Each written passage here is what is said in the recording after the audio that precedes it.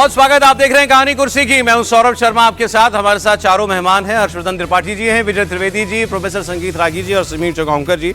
एक बार फिर आप लोगों का स्वागत। आइए आपको बिहार की एक इंटरेस्टिंग खबर बनाता हूं। सरकार बन गई, गृह मंत्रालय इधर आ गया। पहली बार 20 साल में नीतीश कुमार जी ने किसी और को गृह मंत्री बनाया, सम्राट चौधरी को। और उसके बाद कल हुआ एक बहुत बड़ा फैसला सुनने में आपको छोटा लगेगा, लेकिन इसके असर दूर तक होंगे। चुनावी हार के बाद लालू परिवार पर एक और झटका। बिहार सरकार के भवन निर्माण विभाग ने राबड़ी देवी को, जो पटना में उनका 10 सर्कुलर रोड वाला बंगला दिया हुआ था, जो उनके पास पिछले 19 साल से था, बतौर पूर्व मुख्यमंत्री, उसे खाली करने का नोटिस दे दिया है। इसी बंगले में लालू यादव की पूरी फैमिली 2006 से रहती आ रही है। ज्यादा बता देंगे, प्रोफेसर साहब बता देंगे कि वैसे तो बंगला अलग तेजस्वी जी को भी मिला है, लेकिन मेरे ख्याल सब लोग इसी में रहते थे। वो जो है, जो बड़े बेटे तेज प्रताप, वो भी अलग रहते थे। उनका भी बंगला शायद खाली कराया जा रहा है।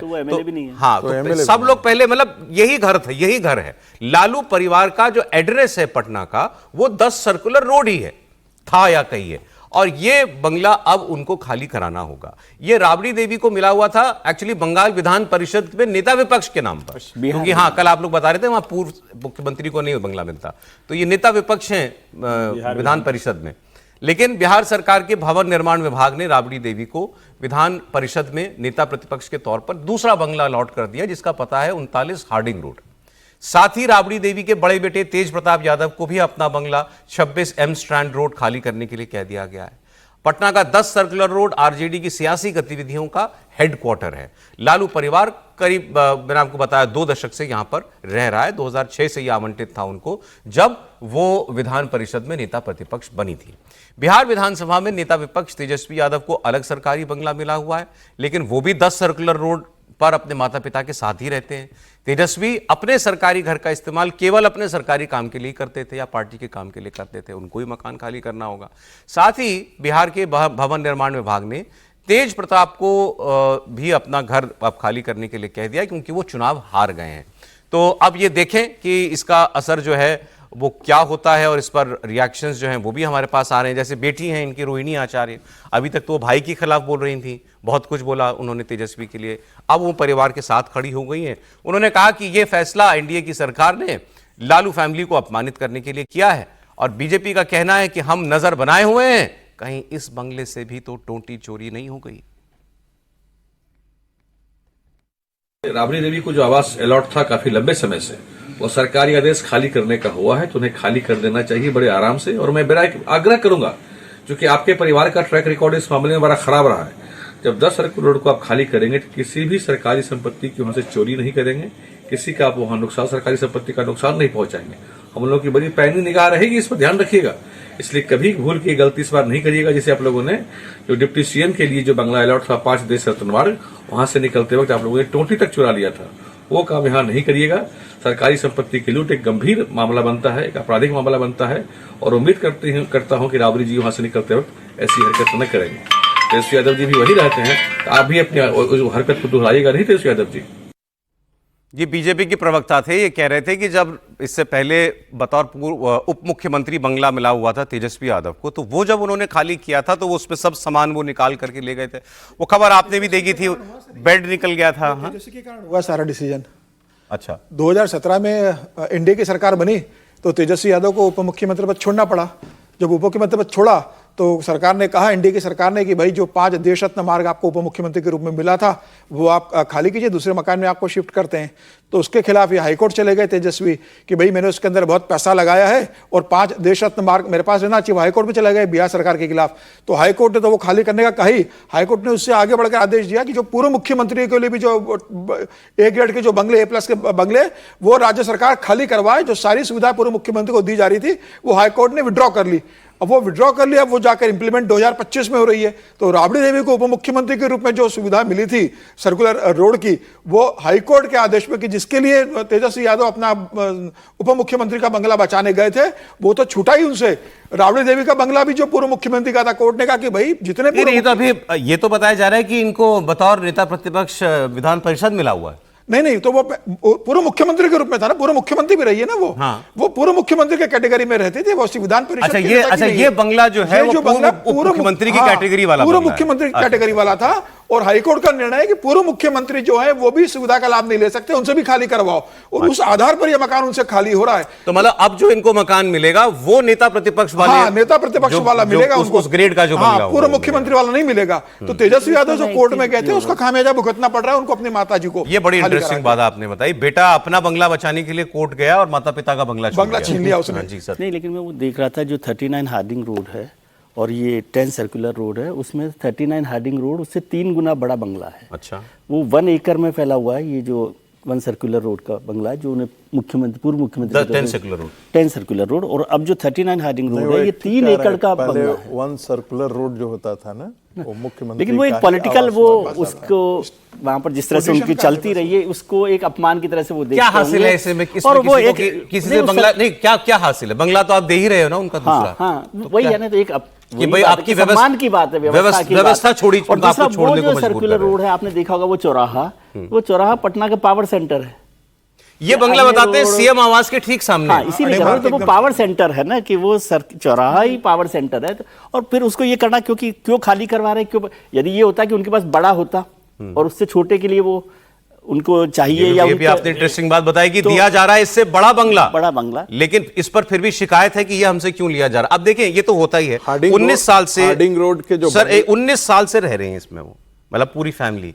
जाहिर है कि घर के अंदर कुछ व्यवस्थाएं आदमी अपने हिसाब से कर लेता है ना, तो इसमें सब कुछ किया हुआ होगा उन्होंने। नहीं, वो नहीं है, एक व्यवस्था की बात होती है। लगता है कि भाई यहाँ ये पटना में उनका जो लालू फैमिली का जो घर है जो कार्यकर्ताओं के लिए, और वो सब भी बात होती है। लेकिन राबड़ी जी को समझना चाहिए कि ये सरकार तो चिराग पासवान से भी बंगला खाली करवा लेती है जो उनके सहयोगी रहे। तो राबड़ी जी तो अपोजिशन में है। अब बीजेपी कह रही है कि तेजस्वी जी डिप्टी सीएम का बंगला छोड़ के गए थे तो सामान निकाल के ले गए थे। अब देखते हैं इसमें कुछ करते हैं। अब देखिए, इसका मेरे पास तो जानकारी नहीं है। भारतीय जनता पार्टी आरोप लगा रही होगी तो निश्चित उनके पास कुछ न कुछ होंगे कहने के लिए, इसीलिए भारतीय जनता पार्टी ऐसा आरोप लगा रही है। लेकिन महत्वपूर्ण बात यह है कि हार्डिंग रोड जो है वह भी वहाँ के पूरा पॉलिटिकल हब जैसा है। जितने मंत्री के आप बंगले देख रहे हैं वो हार्डिंग रोड के दाएं बाएं, वो एक बड़ा एक वीआईपी एरिया वो माना जाता है। सर्कुलर रोड भी है, लेकिन वो वहाँ एक ही चीज है कि वो मुख्यमंत्री आवास के ठीक सामने है। आप बेली रोड से यदि आप घुसते हैं तो लेफ्ट हैंड में, यदि पटना के मेन डाक बंगले से आ रहे हैं तो लेफ्ट टर्न करते हैं तो वो सर्कुलर रोड की तरफ जाता है। उसी में मुख्यमंत्री का आवास भी आगे जाने पर है। राजभवन भी वहां से बहुत ज्यादा दूरी पर नहीं है। पटना का एक बड़ा खूबसूरत पार्क जिसमें आपने प्रधानमंत्री जी का ये किया था, वो भी वहां से ज्यादा दूरी नहीं है। एड्रेस है, एक वीवीआईपी है। लेकिन हार्डिंग रोड में भी मुझे नहीं लगता है कि उसमें कोई, वहां भी सारे मंत्री लोग, जितने कैबिनेट मंत्री, मैं आज से नहीं, मैं तो 1982-84 से देख रहा हूँ जितने बड़े कैबिनेट मंत्री के सामने रह रहे तो मंत्रियों के सामने तो शैडो सीएम वाला बंगला हो गया ना। नहीं, अच्छा, मैं आपको एक चीज और दिखा दूं सर। ईगो का एक सवाल है। ईगो का है कि आपने हमसे बंगला कैसे खाली करा लिया। अब वो दूसरा, और यहाँ पर ईगो दोनों तरफ की है ना, कि तुम ही क्यों रहोगे इस बंगले में? भाई अधिकार है ना, ये सरकार को अधिकार है बंगला अलॉट करने का। अब ये हो क्यों रहा? क्योंकि इस बार बिहार में व्यवस्था बदल गई है। मतलब आपको सरकार एनडीए की ही दिख रही है, सरकार में भी बहुत कुछ बदल गया है। अब सम्राट चौधरी जी ने जो होम मिनिस्टर पहली बार बीजेपी को दिया गया, उसमें जो उन्होंने फैसले किए हैं अभी कि माफिया को हम यूं कर देंगे तो यूं कर देंगे, बुलडोजर हम यहां भी चलाएंगे, हम एंटी रोमियो स्क्वाड बनवाएंगे, मतलब वो जो जंगल राज का जो नैरेटिव बीजेपी को काम आता है चुनाव में, अब उस पर सख्त प्रहार और दिखने वाला प्रहार करें, ऐसा कह के शायद गृह मंत्रालय लिया गया हो नीतीश को। अच्छा, मुझे तो कोई ये भी कह रहा था कि ये डन डील पहले ही हो गई थी कि भाई इस बार हमारे पास रहेगा, होम मिनिस्टर हमारा होगा इस बार। तो ये नीतीश जी से पहले ये बात हो चुकी थी, ऐसा किसी ने जानकारी दी। तो सम्राट चौधरी अब उस लीक पर आगे बढ़ रहे हैं कि ये बीजेपी का शासन है, सिर्फ एनडीए ना समझें इसको, बीजेपी का शासन है। सुनिए। एक बात बताइए, अनंत सिंह के खिलाफ जो अपराधी हैं, चाहे वो किसी भी स्तर के माफिया हो, जमीन माफिया हो, बालू माफिया हो या शराब माफिया, इसको चिन्हित करने का काम किया जाएगा, उनके खिलाफ कार्रवाई की जाएगी। माफिया को आइडेंटिफाई करने का काम सरकार करेगी और जिन लोगों को भी माफिया आइडेंटिफाई होगा, वैसे लगभग 400 लोगों को आइडेंटिफाई किया है। सरकार ने न्यायालय में इसके लिए आवेदन दिया है। 2 की सहमति मिल चुकी है और आगे सहमति मिलेगी तो सबके संपत्ति को जब्त करने का काम। मैं बार बार कहता हूं कि ऑर्गेनाइज क्राइम नहीं होने, किसी भी हालत में ऑर्गेनाइज क्राइम करने वाले खिलाफ बिहार की पुलिस सख्ती के साथ कार्रवाई करे। सीधे सीधे एक लाइन में कहें तो ये योगी मॉडल बिहार में दोहराना चाहती है भारतीय जनता पार्टी। कोई कहे ना कहे, कम से कम सम्राट चौधरी जी की बातों से तो ऐसे ही लगता है। त्रिपाठी जी बंगले वाली बातें भी कही। देखिए सौरभ जी, सबसे पहले तो मैं कहूँगा कि मैंने कहा था कि भाई मेरा अनुमान गलत हो गया, नीतीश जी मुख्यमंत्री बन गए। मैंने कहा था नहीं बनेंगे, भाजपा का बनेगा। तो अब मैं कहूँ कि अनुमान गलत हो गया या सही हो गया? आधा आधा। तो अब आ गए, आधे आधे पर आ गए। अभी थोड़ा और चलनी, कहते हैं ना पानी और उतरेगा अभी। लेकिन इस पर थोड़ा गंभीर चर्चा होनी चाहिए। क्या किसी राज्य में किसी नेता को बंगला मिलना राष्ट्रीय टेलीविजन की बहस का हिस्सा बनना चाहिए? क्या देश के पत्रकार, देश के विश्लेषक, बुद्धिजीवी जो भी हैं वो इस पर चर्चा करें और उसके 2 पक्ष हो जाएं कि राबड़ी जी का क्यों बंगला छीन लिया गया? आप जरा सोचिए, नेता क्या कह के आते हैं, हम तो समाज सेवा के लिए आ रहे हैं। और बंगला तो बड़ा शानदार है भाई, वो जो नया 39 हार्डिंग रोड है, बस उसमें वही है कि गेट भगवा है, हो सकता है ये परेशान कर रहा हो। मतलब जो बड़ी परेशानी है, वरना तो बड़ा शानदार बंगला है, वो इतना सुंदर दिख रहा है। तो गेट का तो और जरा कलर सोचिए, तो कभी भी बदला जा सकता है। वो अलग बात है, लेकिन शायद वही उनको पीड़ा दे रहा है। जरा सोचिए, ये नेता लोग हैं आपके जो कहते हैं कि हम तो सिर्फ और सिर्फ आपकी सेवा के लिए आते हैं। वो बंगले की लड़ाई लड़ रहे हैं और बंगले में भी उसी शहर में उसी जगह पे एक रोड से निकल के दूसरी रोड पे आना है। 3 गुना बड़ा बंगला नहीं है, 3 गुना बड़ा बंगला हो गया। इसका मतलब क्या हुआ? इसका मतलब यह हुआ कि राजनीति में आपकी सेवा के नाम पर किस तरह का उपभोग, और दूसरा शब्द मैं नहीं इस्तेमाल करूंगा, लेकिन हो तो वही रहा है। और क्या यह किसी का विशेषाधिकार हो सकता है? अगर विशेषाधिकार है फिर तो यह राजशाही हो गई कि मेरा महल हो गया, अब इस पे कोई और नहीं आ सकता जब तक कोई और कब्जा न करे। लोकतंत्र में तो मेरा मानना है कि हर 5 साल के बाद जब सरकार बदले तो मुख्यमंत्री के बदले बंगले की बात अलग है, वरना सारे बंगलों को जरूरत है तो उसको बदला ही जाना चाहिए। किसी का विशेषाधिकार नहीं हो सकता है। और बिहार में बहुत सारी बीजेपी निश्चित तौर पर अब उसी राह पर चलेगी जो आप कह रहे हैं। आप एक लाइन कह लीजिए। देखिए, कहीं भी आप जाएं विदेश वगैरह में, 10 डाउनिंग स्ट्रीट, प्रधानमंत्री जिस दिन खाली कर त्याग पत्र देते हैं, अगले दिन अपना बोरिया बिस्तर बांध कर बिल्कुल सब जगह। अरे साइकिल पर जाते हैं वहां तो प्रधानमंत्री साइकिल पर पार्लियामेंट चला जाता है, प्राइम मिनिस्टर। अब हमारे यहाँ ये तो एकदम एक इंटाइटलमेंट हो गया कि एक बार हम बन गए तो बंगला हमारे बखौती जैसी हो गई। अच्छा है कि इस पर बहस कर रहे हैं हम लोग। बंगाल की बात आगे कर लेते हैं। बंगाल में चुनाव है, लेकिन बहस हो रही है बंगाल में आज बाबरी मस्जिद को लेकर के। पश्चिम बंगाल के मुर्शिदाबाद में दरअसल बाबरी मस्जिद के पोस्टर लगाए गए। कल जब वहां अयोध्या में धर्म ध्वज फहराई जा रही थी ना राम मंदिर पर, तो वहां पर मुर्शिदाबाद में बाबरी मस्जिद के पोस्टर लग रहे थे और उसमें कहा गया कि 6 दिसंबर को बाबरी मस्जिद का शिलान्यास किया जाएगा। 6 दिसंबर वो दिन जिस दिन बाबरी ढांचा गिराया गया था। बताया जा रहा है कि ये पोस्टर टीएमसी के विधायक हुमायूं कबीर की ओर से लगवाए गए और हुमायूं कबीर ने ऐलान किया कि पश्चिम बंगाल के बेलडांगा में हम बाबरी मस्जिद बनाएंगे और इसका शिलान्यास हम 6 दिसंबर 2025 को करेंगे और खासकर 6 दिसंबर की तारीख हमने इसके लिए चुनी है। सुनिए। हाँ, वो तो बाबरी मस्जिद का शिलान्यास होगी 6 दिसंबर। स्टेट का मेरा नेता सब लोग को संहति दिवस भी उद्यापन होगी। मैं यहाँ का बेलडंगा में एक बाबरी मस्जिद 3 साल के लिए काम चलेगी, इसीलिए उनका भित्ति स्थापन होगी। किसको बुला रहे हैं आप उसमें? वो मुस्लिम लीडर लोग सब आएगी। मुस्लिम जो जाने वाने वाला है, जो कुरान हदीस, बड़ा नाम बाद में आपको ऐलान कर देगी। अब्बास सिद्दीकी को आप बोल रहे थे? अब्बास सिद्दीकी तो जाएगी, वो तो लीडर नहीं, कोई राजनीति लीडर नहीं है। वो लोग तो फुरफुरा शरीफ को अच्छा आदमी है। अब ये बयान चल रहा था तो यहाँ बताने लगे कि ये तो शायद टीएमसी में ही ना रहे कुछ दिनों के अंदर, अपनी पार्टी बनाने की कोशिश, अपनी पार्टी बनाने की कोशिश कर रहे हैं। अभी है टीएमसी में, लेकिन अब ये टीएमसी से विद्रोही भी हो रहे हैं। तो ये मतलब ये फिर ये मुसलमान वोट खींचने का पैंतरा है। और जब उन्होंने फुरफुरा शरीफ दरगाह के जो चिश्ती हैं उनको जोड़ दिया, मौलाना जो भी है उनका नाम मैं भूल रहा हूँ, जो अभी नाम लिया उन्होंने, तो फुरफुरा शरीफ और ये मिल गए। इसका मतलब कि एक और मुस्लिम पोलराइजेशन का ध्रुव खड़ा हो जाएगा। तो ये तो भाई सीधे शब्दों में तो ये तो बीजेपी के फायदे का काम कर रहे हैं। नहीं, देखिए पिछली बार भी फुरफुरा शरीफ कांग्रेस पार्टी और सीपीएम लोकसभा के समय चुनाव साथ लड़ी थी, ध्यान रखिएगा। फुरफुरा शरीफ समझौता किससे किया था? कांग्रेस पार्टी ने उस समय फुरफुरा शरीफ से ही किया था। और वो जो फुरफुरा शरीफ का जो मौलवी है वो तो बहुत ही रेडिकल व्यक्ति है, उसको तो जिसे क्या कहते हैं, वो तो वहां रेडिकलाइजेशन के लिए ही जाना जाता है। और कांग्रेस पार्टी और सीपीएम दोनों ने उसके साथ समझौता किया। भाई आप जो इसी को कह रहा हूं, एक लाइन, मुस्लिम वोट डिवाइड होने की संभावनाएं दिख रही हैं क्या? अब देखिए, मुझे ऐसा लगता नहीं है।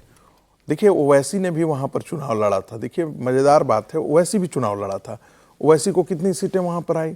फुरफुरा शरीफ ने लड़ा था कांग्रेस पार्टी को, और सीपीएम को लगा था कि उस एरिया में बंगाल का मुसलमान जानता है मैं ममता के अलावा कहीं नहीं बंगाल का मुसलमान जानता है कि बंगाल के मुसलमान के लिए और मुस्लिम राजनीति के लिए ममता से ज्यादा कोई मुफीद नहीं है आज के दिन में। समय का मैं ममता बनर्जी का स्टेटमेंट बता दे रहा हूं आपको। कल उन्होंने बहुत सारी बातें कही हैं। उन्होंने कहा कि बीजेपी यहां हमको छेड़ेगी तो हम देश हिला देंगे, यह ममता बनर्जी ने स्टेटमेंट दिया है। फिर उन्होंने खास तौर पर उन जो मतुआ समाज के लोग जो बांग्लादेश से आए हिंदू हैं, दलित पिछड़े समाज के लोग, उनके लिए ये कहा कि तुम बता रहे हो कि तुम बांग्लादेशी हैं, तुम्हारा वो नागरिकता ले लेंगे ये लोग, इनको बताओ मत।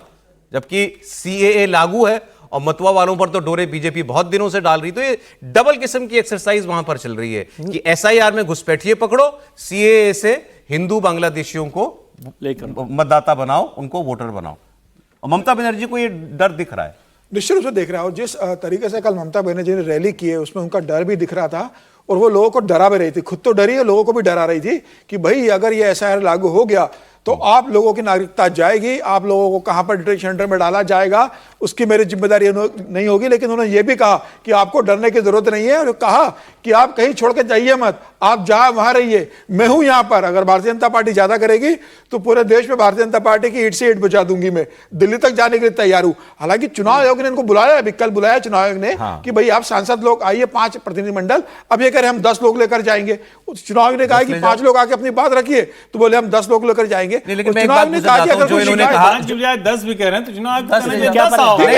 लेकिन जो बात इन्होंने कही कि यहां हमको छेड़ा तो हम देश हिला देंगे, ये बात कोई और कह देता तो देश हिला देंगे का क्या मतलब है? देखिए, ममता बनर्जी ये पहली बार नहीं कर रही हैं। करूंगा। कलकत्ता के पुलिस कमिश्नर राजीव कुमार के समर्थन में धरने पर बैठ जाना सबको याद है। सीबीआई की टीम को जिस तरह से घेर लिया गया था वो सबको याद है। संदेश खाली के बाद जिस तरह से ईडी की टीम पर हमला हुआ वो सबको याद है। जब बांग्लादेशी घुसपैठियों पर कार्रवाई शुरू हुई तो जिस तरह से उन्होंने कहा कि हम इनके साथ है वो सबको याद है। जब इनके विधायक कहते हैं ताजेमुल के मामले में कि शरिया का इलाका है तो यहां क्या दिक्कत है, मुसलमान ज्यादा है तो शरिया हो गया, क्या दिक्कत है उससे? मुझे लगता है पहले से बहुत काम ऐसे उन्होंने किए हैं और देश में किसी ने नहीं किया। उनके चीफ सेक्रेटरी ने बैठक में आने से इनकार कर दिया, बर्खास्त करना पड़ा, और वो भी साइक्लोन पर, वो तूफान पर बैठक थी जिसमें वो शामिल नहीं होते। तो ममता बनर्जी हमेशा केंद्र से इस तरह का टकराव मोल लेती है, उनको लगता है पॉलिटिकल उनको बेनिफिट होगा।